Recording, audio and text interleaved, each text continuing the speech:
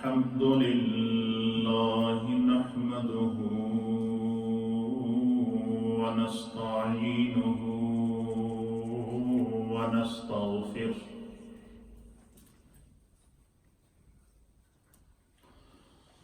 ونؤمن به ونتوكل عليه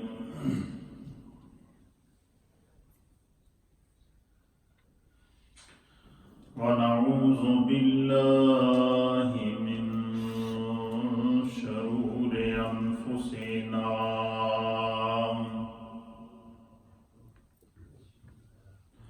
ومن سيئات أعمالنا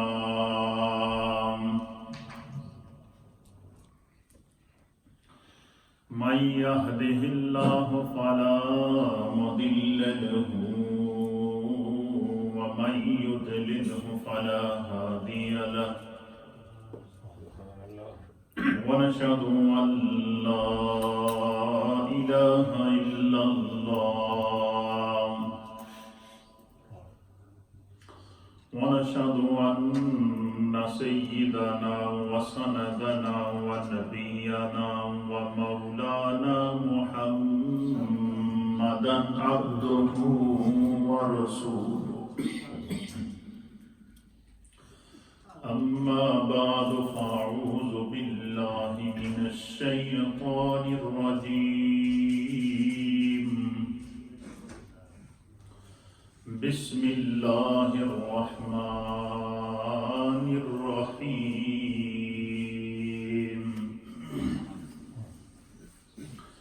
يا أيها الناس اتقوا ربكم الذي خلقكم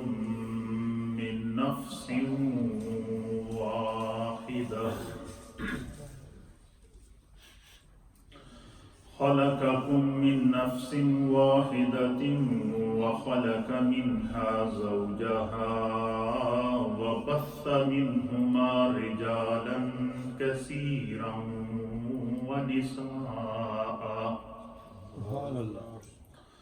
واتقوا الله الذي تساءلون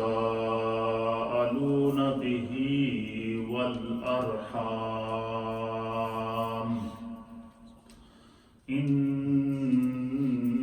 الله كان عليكم رقيبا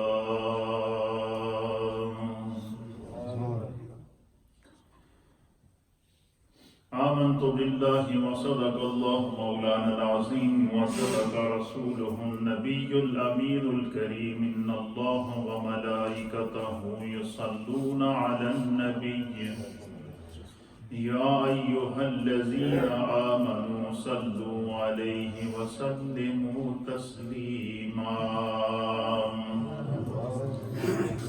اللهم صل وسلم على سيد الأنبياء والمرسلين وعلى آله الطيبين وأصحابه الطاهرين أجمعين إن الله وملائكته يصلون على النبي يا أيها الذين آمنوا صلوا عليه وسلموا تسليما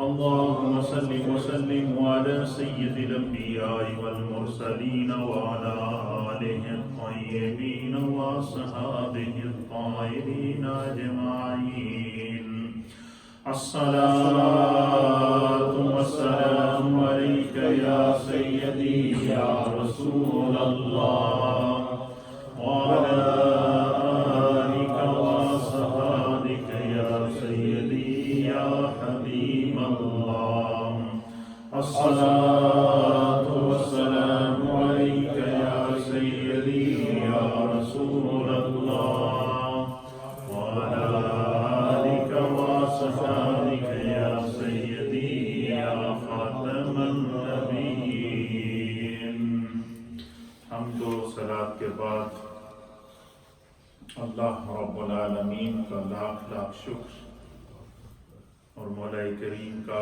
بڑا ہی احسان ہے کہ جس رب کریم نے ہم گناہگاروں کو شکل انسانی میں پیدا فرمایا اور ہمیں طرح طرح کے انعامات اور اکرامات سے نوازا، ہماری ہدایت اور رہنمائی کے لیے ہمیں ایسے ہادی اور رہبر عطا فرمائے کہ ان کے بتائے ہوئے احکامات پر اگر ہم عمل کریں تو ہم دنیا میں بھی کامیاب ہیں اور آخرت میں بھی کامیاب ہیں۔ حضرات محترم، قرآن حکیم فرقان مجید کا پارہ نمبر 4 ہے اور سورت کا نام ہے سورہ النساء اور سورہ نمبر بھی 4 ہے، اور اس کی پہلی آیت میں نے آپ کی خدمت میں تلاوت کرنے کا شرف حاصل کیا ہے، جس میں اللہ رب العالمین نے انسان کی حقیقت کو بیان فرمایا۔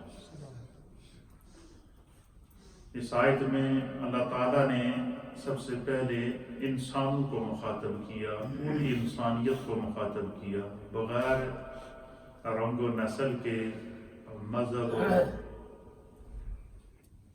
نسب کے، صرف انسانیت کو مخاطب کرتے ہوئے اللہ فرماتا ہے کہ یا ایھا الناس اتقوا ربکم الذی، فرمایا کہ اے لوگو، پوری انسانیت کو رب نے مخاطب کیا۔ پتہ چلا کہ جہاں اس مقام پر جو اللہ تعالیٰ پوری انسانیت کو مخاطب فرما رہا ہے، اس میں کوئی انسانیت کے لیے رب کی طرف سے بڑا جامع پیغام ہے، بہت جامع پیغام ہے انسانیت کے لیے۔ اب ہمیں اس پیغام کو سمجھنا ہے۔ اللہ فرماتا ہے یا ایھا الناس اتقوا ربکم الذی، کہ اے لوگو اپنے رب سے ڈرو۔ کیا فرمایا؟ اپنے رب سے ڈرو۔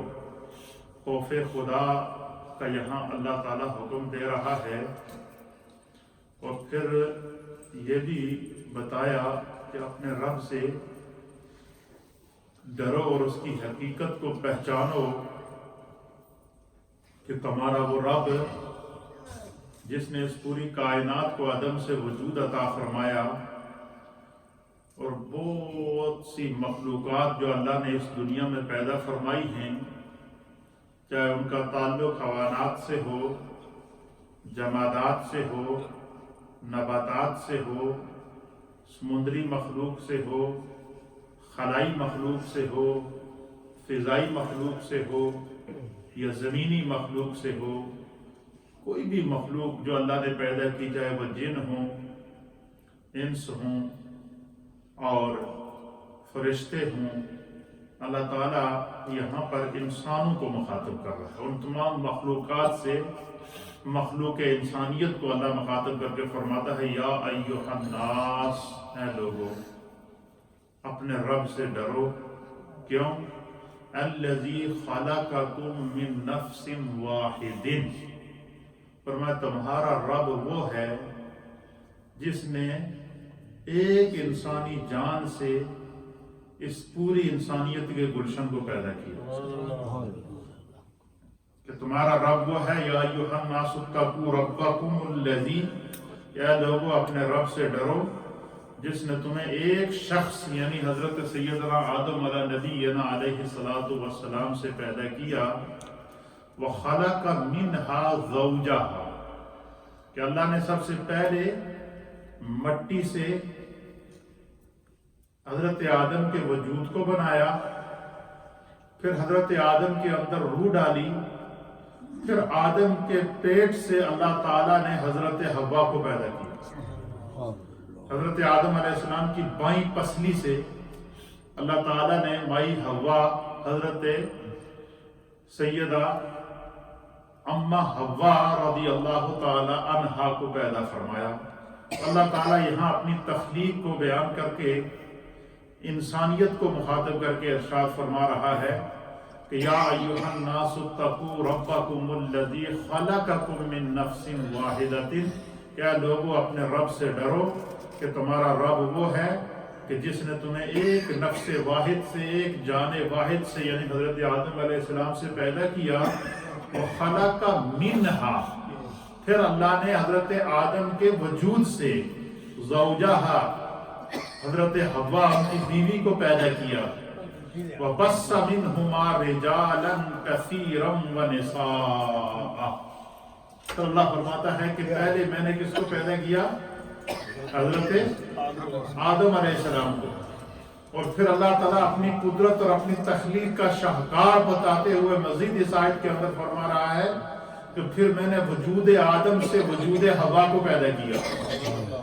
آدم علیہ السلام کی کسی کے وجود سے میں نے حضرت اما حوا کو پیدا کیا، اور پھر اللہ فرماتا ہے وَخَلَقَ مِنْهَا زَوْجَهَا، تو ان میں سے حضرت حوا کو پیدا کیا، وَبَثَّ مِنْهُمَا، پھر کیا کیا؟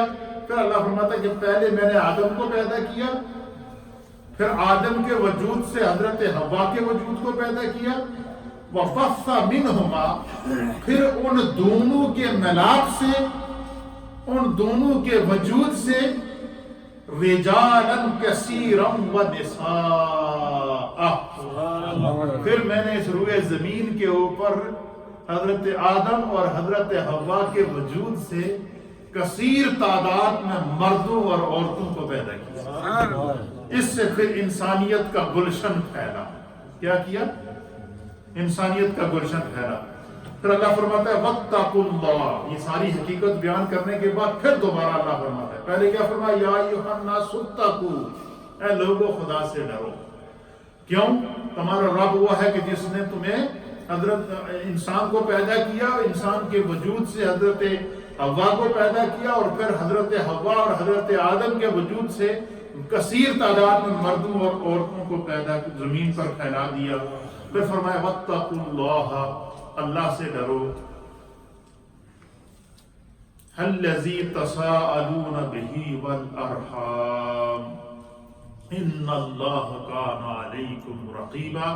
فرمایا اللہ سے ڈرو جس کے سبب سے تم ایک دوسرے سے سوال کرتے ہو اور رشتہ داروں سے قطع تعلق کرتے ہو، اور بے شک اللہ تعالیٰ تم پر بڑا نگہبان ہے۔ اب یہاں پر انسان کو اللہ تعالیٰ تعلیم دے رہا ہے، کیا انسان تیری حقیقت یہ ہے کہ تمہیں خدا نے مٹی سے پیدا کیا، پھر تیرے وجود سے اللہ نے حضرت حوا کو پیدا کیا، پھر حضرت حوا اور حضرت آدم کو اللہ نے پوری انسانیت کا مائی اور باپ بنایا، پھر ان سے اللہ نے انسانیت کے گلشن کو مردوں اور عورتوں کی صورت میں زمین پر پھیلایا، پھر اس سے نسل انسانی چلی ہے۔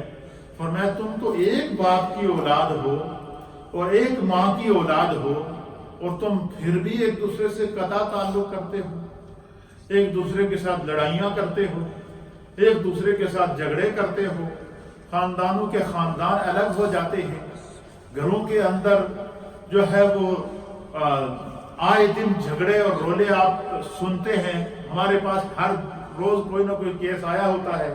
اب آپ مجھے یہ بتائیں، اللہ یہاں بتا رہا ہے کہ انسان ایک وجود تھا حضرت آدم کا، اور اسی وجود آدم سے میں نے حوا کو پیدا کیا، اور پھر ان دونوں کے وجود سے میں نے اس انسانیت کے گلشن کو پیدا کیا۔ لیکن آج کے دور میں آپ دیکھیں، ایک وجود سے اللہ نے حضرت آدم کو اور اسی وجود سے حضرت حوا کو پیدا کیا۔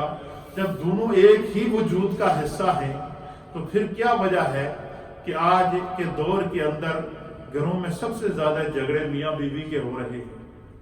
آج کل آپ نے دیکھا ہے کہ ہمارے معاشرے کے اندر جو سب سے بڑی جو پریشانی ہے، جو خرابی ہے، آج دن بدن آپ نے دیکھا کہ طلاق کی شرح بڑھ رہی ہیں، آئے دن گھر کے اندر شور شرابہ ہو رہا ہے، بیوی شوہر سے ناراض بیٹھی ہے، شوہر بیوی سے ناراض بیٹھا ہے، بیوی اور شوہر کا جھگڑا چل رہا ہے، ان دونوں کے جھگڑے میں چھوٹے چھوٹے معصوم بچے پیسے جا رہے ہیں، نہ کسی کو بچوں کی پرواہ ہے نہ بچیوں کی پرواہ ہے۔ پھر انہوں نے اپنی نفس کی تسکین کے لیے ایک دوسرے کے ساتھ طلاق کا مطالبہ کر دیا۔ پھر کیا ہوا؟ گھر سے گھر بگڑ گیا، گھر تباہ ہو گیا۔ ان دونوں کی آپس میں تسکین تو بن گئی، ان دونوں کو اپنے نفس کی تسکین تو مل گئی، لیکن ان کے وجود سے چھوٹے چھوٹے معصوم بچے پیدا ہوئے۔ اب وہ باپ کے سائے سے بھی محروم ہو رہے ہیں، ماں کے سائے سے بھی معروم ہو رہے ہیں، باپ کی تربیت سے بھی صحیح نہیں مل رہی ہے، ماں کی تربیت بھی پوری نہیں مل رہی ہے، پھر ایسے ماحول میں جو بچے تربیت پاتے ہیں اور پروان چڑھتے ہیں، پھر وہ معاشرے میں جا کر بری سوسائٹی اختیار کرتے ہیں، الا ماشاء اللہ بری مجالس اختیار کرتے ہیں، پھر وہ غلط راستے پہ چلے جاتے ہیں، پھر وہ صراط مستقیم کو چھوڑ دیتے ہیں۔ تو اللہ کے حبیب علیہ الصلوۃ والسلام نے جو ہے وہ احادیث کے اندر ہمیں اس چیز کی تلقین اور تعبیر فرمائی ہے۔ تو مرد اور عورت کو جو اللہ تعالیٰ نے اپنے گھر کا ذمہ دار بنایا ہے، ان کے آپس میں کچھ حقوق ہیں، اور ان حقوق کو حقوق زوجین کہتے ہیں۔ کیا کہتے ہیں؟ حقوق زوجین کا معنی ہے کہ بیوی کے کچھ حقوق شوہر کے ذمہ ہیں اور شوہر کے کچھ حقوق بیوی کے ذمہ ہیں، اور ان دونوں حقوق کو جب دونوں ادا کریں گے تو پھر ان کے اس ادائیگی حقوق سے ان کی جو اولاد ہوگی اس کی اچھی تربیت پڑے گی، پھر اس اچھی تربیت سے ایک معاشرہ تشکیل پائے گا، اس معاشرے سے نیک اولاد آگے پھیلے گی، پھر اس گھر کے اندر اس خاندان کے اندر سکون ہوگا۔ اس لیے نبی پاک صلی اللہ تعالیٰ علیہ وآلہ وسلم نے عورت اور مرد کو گھر کا سہارا اور خاندان کا سہارا قرار دیا ہے، اور پھر ان کی اہمیت کو بھی بیان کر دیا۔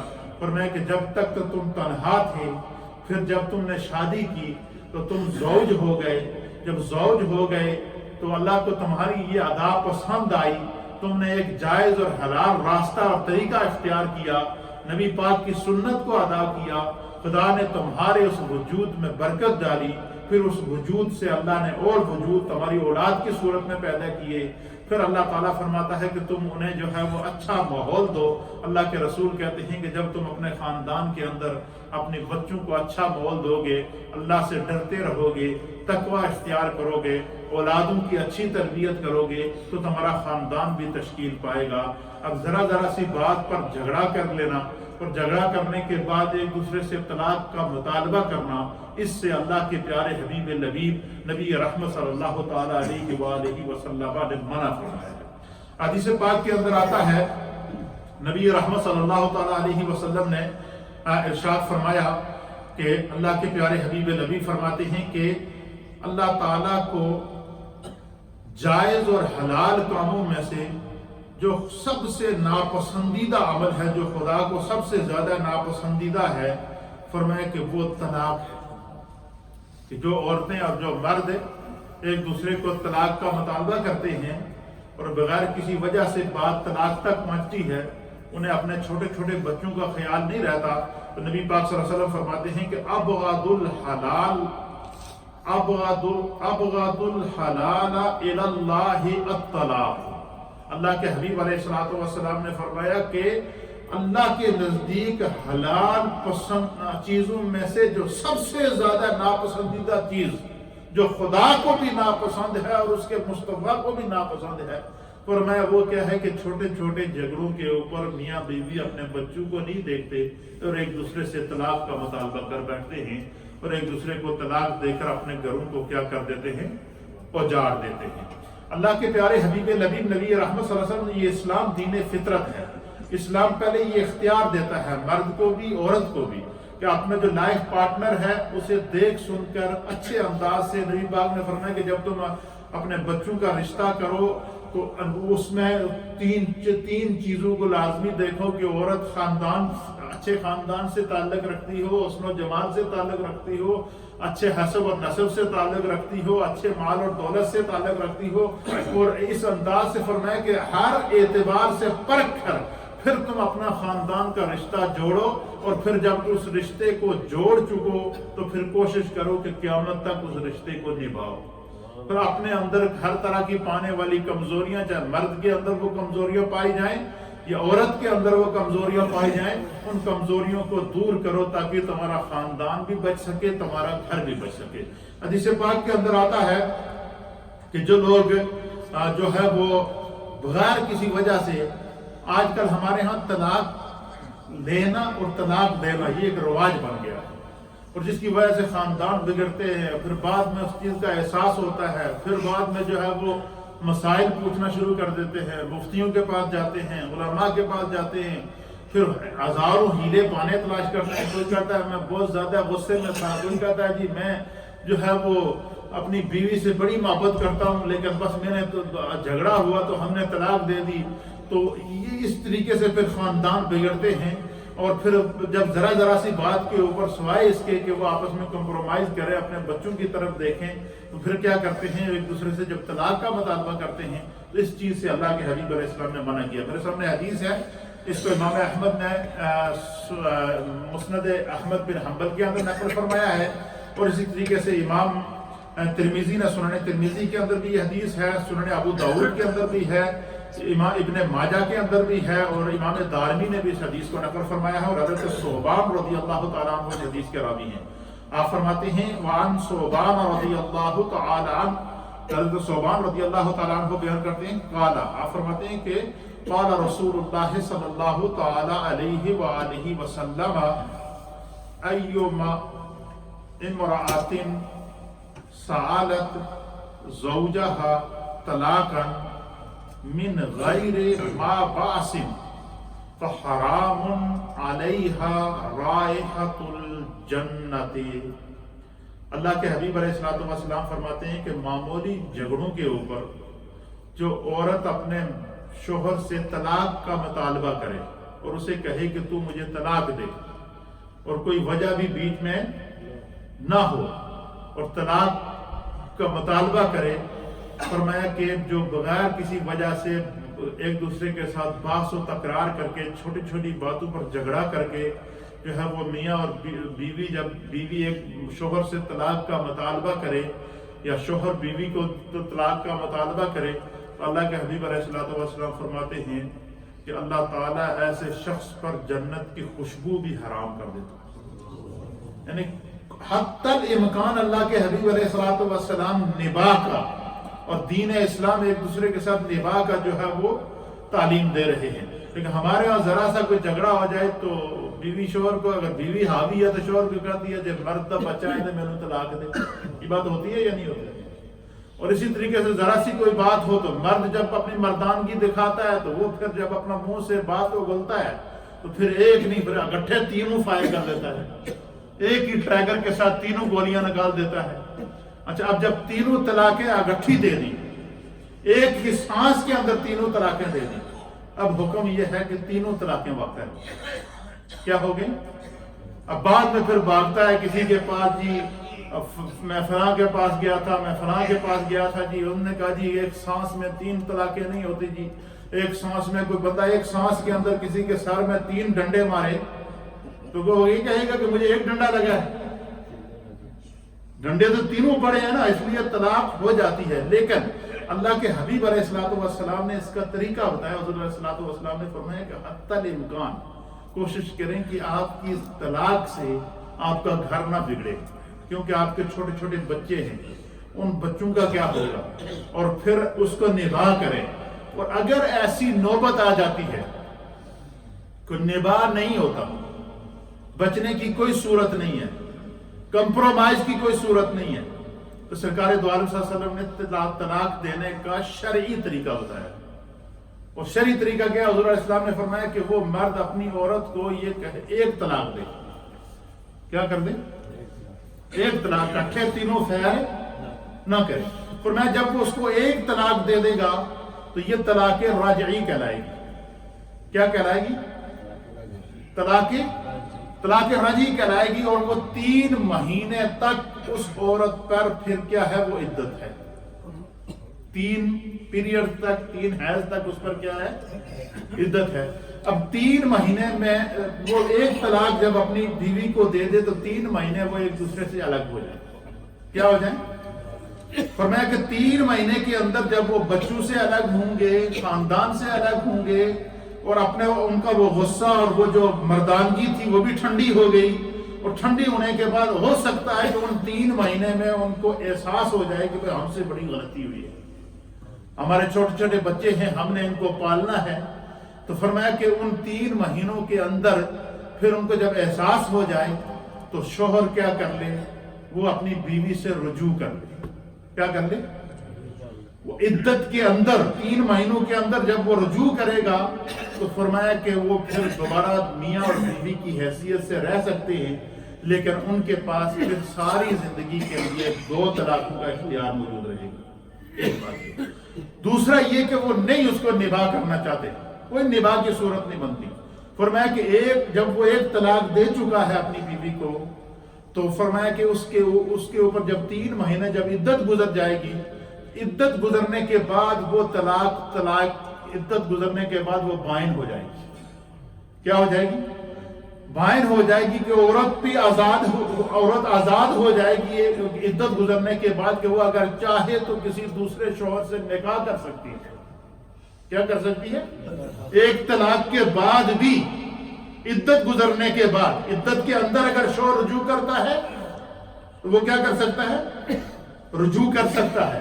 لیکن عدت گزر گئی 3 مہینے، 3 مہینے عدت گزرنے کے بعد فرمایا کہ وہ اب دوبارہ اگر شوہر اور بیوی اپنی عدت کے بعد ملنا چاہیں، اب فرمایا کہ اب ان کے درمیان دوبارہ نکاح ہوگا۔ کیوں؟ عدت طلاق گزر چکی ہے، دوبارہ ان کے درمیان نکاح ہوگا۔ 1 طلاق چونکہ اس نے دی ہے، 1 طلاق دینے کے بعد دوبارہ جب نکاح ہوگا تو فرمایا کہ وہ پھر بھی میاں اور بیوی کی حیثیت سے رہ سکتے ہیں، لیکن پھر بھی ساری زندگی وہ 2 طلاقوں کے مالک رہیں گے۔ وہ 1 طلاق جو خرچ کر چکا ہے وہ کیا ہو چکی ہے؟ خرچ ہو چکی ہے۔ وہ رجوع نہیں کرتے، عدت گزر گئی، اس کے بعد عورت آزاد ہے کہ وہ چاہے تو دوسرے شوہر کے ساتھ نکاح کر سکتی ہے۔ پھر فرمایا کہ چلو اگر عدت بھی گزر گئی، 3 مہینے بھی گزر گئے، عدت بھی گزر گئی، ان کا نباہ نہیں ہو رہا ہے، کوئی ایسی صورت نہیں بن رہی ہے، کمپرومائز کی کوئی صورت نہیں ہے، دونوں کے درمیان کوئی احساس نہیں ہو رہا، اب شریعت اسلام اور دین ہمیں یہ تعلیم دے رہا ہے کہ پھر وہ اس کو دوسری طلاق دے۔ کون سی طلاق دے؟ دوسری طلاق دے۔ دوسری طلاق دے۔ دوسری طلاق کے بعد فرمایا کہ پھر جو ہے وہ اس کا انتظار کریں، پھر جو ہے وہ 3 مہینے گزرنے کے بعد پھر وہ تیسری طہر کے دنوں کے اندر جا کر تیسری طلاق دے دے۔ فرمایا کہ یہ پورا 9 مہینے کا پروسیس ہے جو شریعت ہمیں بتا رہی ہے۔ اس 9 مہینے کے اندر کیا ہوتا ہے؟ اس 9 مہینے کے اندر ممکن ہے کہ ان کے اندر احساس ہو جائے، یعنی حتی الامکان دین ہمیں یہ بتا رہا ہے کہ گھر کو توڑو نہیں، گھر کو جوڑو آپس میں۔ لیکن ہمارے یہاں جب کوئی جھگڑا ہوتا ہے، کوئی پرابلم ہوتی ہے، تو پھر وہ کیا کرتے ہیں کہ پھر وہ تینوں اکٹھی ایک ہی سانس میں وہ تینوں فائر کر دیتا ہے۔ اب پھر سانس لینے کا کوئی موقع نہیں ملتا۔ نبی پاک صلی اللہ علیہ وسلم نے اس سے منع کیا۔ اسی لیے حدیث پاک کے اندر آتا ہے کہ عورت کو بھی حضور نے منع کیا کہ وہ طلاق کا مطالبہ بار بار شوہر سے کسی وجہ سے نہ کرے، کیونکہ غصے میں اگر اس نے طلاق دے دی تو طلاقیں تو واقع ہو جائیں گی، بعد میں پھر اس کا حل تمہیں نہیں ملے گا۔ فرمان ابی ہریرہ رضی اللہ تعالی عنہ، حضرت سیدنا ابی ہریرہ رضی اللہ تعالی عنہ بیان کرتے ہیں کہ نبی صلی اللہ تعالی علیہ وسلم قال، نبی پاک صلی اللہ علیہ وسلم نے فرمایا کہ المنتزعات والمختلعات ہن المنافقات۔ نبی پاک صلی اللہ علیہ وسلم نے فرمایا کہ حضور علیہ السلام نے فرمایا کہ شوہروں سے علیحدگی چاہنے اور خلا کا مطالبہ کرنے والی وہ خواتین، وہ عورتیں جو بغیر کسی وجہ سے، آج کل ہمارے یہاں رواج بن گیا نا طلاق کا، بس طلاق دو اور جان چھوڑو، اور آج کل بہت سارے طلاقیں اس طرح بھی ہوتی ہیں کہ میں شوہر سے طلاق لوں گا تو مجھے بینیفٹ مل جائیں گے، یا شوہر کہے گا کہ مجھے بینیفٹ ملیں گے، یا عورتیں کہیں گی کہ مجھے بینیفٹ ملیں گے۔ وہ بینیفٹ کے چکر میں جو آپ کی اولاد جو تباہ ہو رہی ہے اس کا کون ذمہ دار ہے؟ اس لیے اللہ کے حبیب علیہ السلام نے فرمایا کہ اپنی اولاد کی ایسی اچھی تربیت کرو، نیک تربیت کرو کہ جو ہے وہ جب تم دنیا سے جاؤ تو وہ تمہارے لیے جو ہے وہ دعا بن جائے، تمہارے لیے درجات کی تو بلندی کا سبب بن جائے۔ تو یہ جو چھوٹی چھوٹی باتیں ہوتی ہیں شوہر اور بیوی کے درمیان، یہ جو حقوق ہوتے ہیں یہ اللہ نے مقرر کیے ہیں، اللہ کے رسول نے مقرر کیے ہیں۔ ہمیں ان چیزوں کو سمجھنا چاہیے، ہر بات پر جھگڑے کی کر کے طلاقوں کا مطالعہ نہیں کرنا چاہیے۔ اسی طریقے سے میں گزشتہ جمعۃ المبارک کو آپ کے سامنے پیش کیا تھا کہ اللہ کے حبیب علیہ السلام نے فرمایا کہ جب مصیبتیں آتی ہیں تو ان میں سے ایک وجہ کیا ہوتی ہے کہ انسان شادی کے بعد اپنی بیوی کی تو اطاعت کرتا ہے لیکن اپنی ماں کی نافرمانی کرتا ہے، اسی طریقے سے نوجوان جو ہے وہ اپنے دوست کا تو خیال رکھتا ہے، دوست کی تو اسے فکر ہوتی ہے، لیکن اپنے بوڑھے باپ کی اسے فکر نہیں ہوتی۔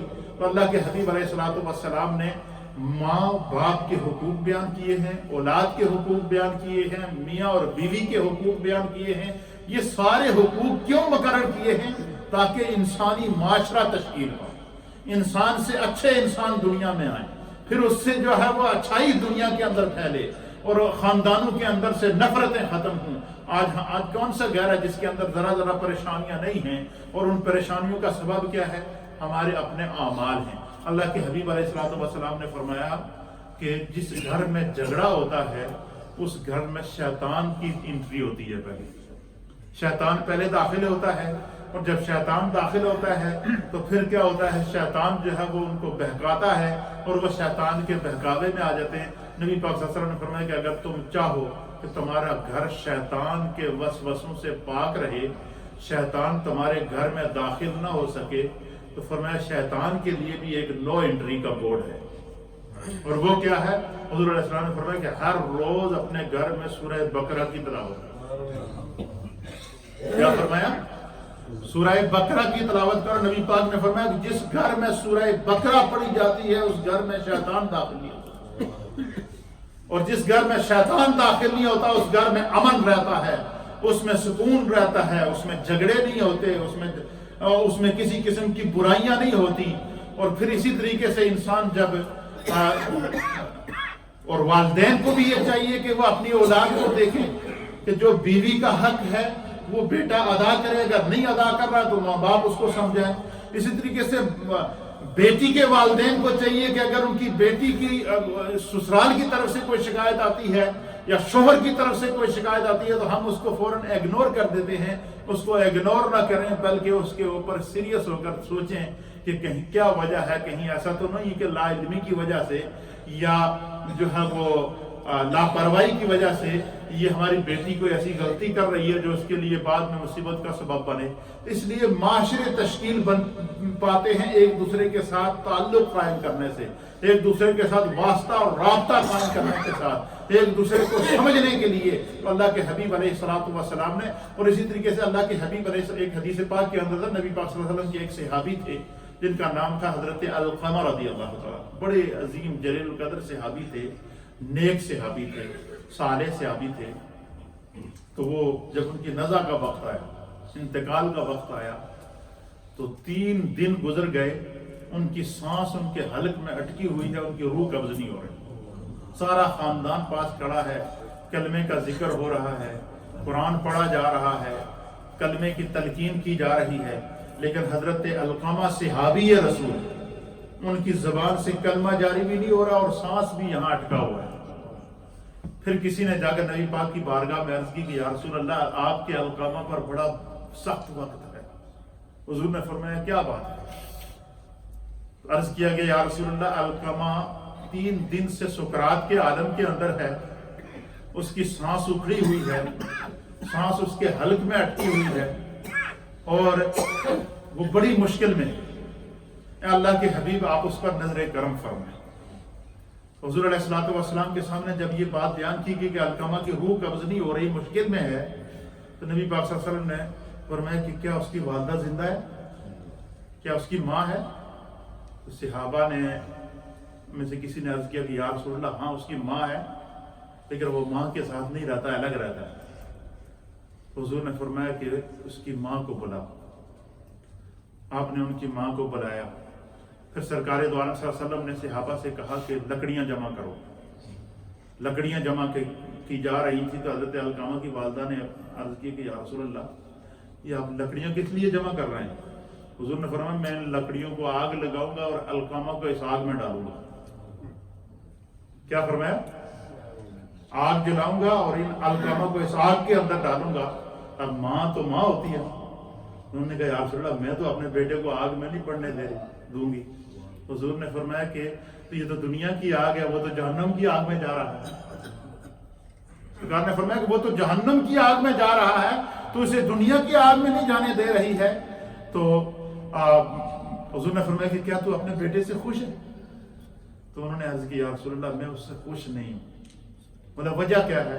انہوں نے کہا کہ یا رسول اللہ وہ اپنی بیوی کی تو اطاعت کرتا تھا، اس کی فرما برداری تو کرتا تھا، اس کی باتیں تو مانتا تھا، لیکن اس کے کہنے پر مجھے ماں ہو کر گالیاں دیتا تھا، ماں ہو کر اس نے مجھے گھر سے نکال دیا تھا، ماں ہو کر مجھے وہ میری بات نہیں مانتا تھا، اس وجہ سے میرا اس پہ دل دکھا ہوا ہے۔ تو اللہ کے حبیب نے فرمایا کہ تم اگر اسے دل سے معاف نہیں کرو گی تو اس وقت تک اس کی روح قبض نہیں ہوگی۔ تو انہوں نے عرض کیا کہ یا رسول اللہ میں آپ کو گواہ بنا کر کہتی ہوں کہ میں نے علقمہ کو معاف کر دیا۔ اب جب حضرت علقمہ کو جب فرمایا کہ معاف کر دیا تو انہوں نے فرمایا بلال جا کر دیکھو علقمہ کو۔ حضرت بلال کہتے ہیں کہ میں جب حضرت علقمہ کے گھر پر پہنچا تبھی ان کے دروازے کے اوپر پہنچا تو ان کی زبان سے بلند آواز سے کلمہ جاری تھا، اور کلمہ پڑھتے پڑھتے انہوں نے اپنی جان آخری کے حوالے کیا۔ اس لیے میرے دوستوں، میرے بزرگوں، ذرا سی بات کے اوپر اللہ نے اور اللہ کے رسول نے حقوق مقرر کیے ہیں، بیوی اور شوہر کے حقوق ہیں۔ ذرا سی بات پر ایک دوسرے سے طلاق کا مطالبہ کرنا، اس سے خاندان بگڑتے ہیں، یہ ناپسندیدہ عمل ہے اللہ اور اس کے رسول کے نزدیک۔ اور اس طریقے سے جب اگر کوئی بہت حالات خراب ہو جائیں تو اگر طلاق تک نوبت آئے تو ایک طلاق دو، 3 اکٹھے فیر نہ کرو۔ 3 طلاقیں اکٹھی ایک سانس میں دینے سے تینوں طلاقیں واقع ہو جاتی ہیں، بیوی پھر اس شوہر پر حرام ہو جاتی ہے۔ اسی طریقے سے جو ہے وہ ایک طلاق دینے کے بعد 3 مہینے تک تمہارے پاس ٹائم ہے عدت کا۔ 3 مہینے کے اندر جب تمہیں بچے تنگ کریں گے، گھر کا ماحول خراب ہوگا، تنہائی محسوس ہوگی، تو پھر انسان کے اندر احساس پیدا ہوتا ہے، اس کے اندر فرمایا کہ اس کے اندر تمہیں رجوع کی بھی گنجائش ہے، رجوع کر دو۔ فرمایا کہ اگر رجوع نہیں بھی کرتے تو 3 مہینے 3 حیض گزرنے کے بعد 3 مہینے اور 3 پیریڈ گزرنے کے بعد عورت بائن ہو جاتی ہے، وہ آزاد ہو جاتی ہے، وہ آٹومیٹکلی آزاد ہو جاتی ہے، چاہے تو کسی کے ساتھ دوسرے کے ساتھ نکاح کر لے اور چاہے تو اسی شوہر سے واپس نکاح کر لے، دونوں اختیار دے دیے۔ اب وہ تمہارے پاس اختیار موجود ہے، پھر اس کے بعد اگر تم نے دوسری طلاق دے دی، رجوع کیا، رجوع کے بعد پھر طلاق دے دی، پھر تمہیں شریعت 3 مہینے کا ٹائم دے رہی ہے۔ اس طریقے سے طلاق کا پروسیس جا کے 9 مہینے میں مکمل ہوتا ہے۔ کیوں؟ یہ شریعت نے گنجائش دی ہے تاکہ خاندان بگڑے نہ، گھر بنے، گھر بگڑے نہ۔ لیکن اگر ایک ہی سانس کے اندر تینوں گٹھے فائر کر دیے، تینوں طلاقیں دے دی، تو پھر تینوں طلاقیں واقعہ ہو جاتی ہیں۔ اس میں پھر بجائے تحلیل شرعی اور حلالہ شرعی کے علاوہ رجوع کی کوئی گنجائش باقی نہیں رہتی۔ اللہ تعالی ہمیں دین کو سمجھنے کی توفیق دے۔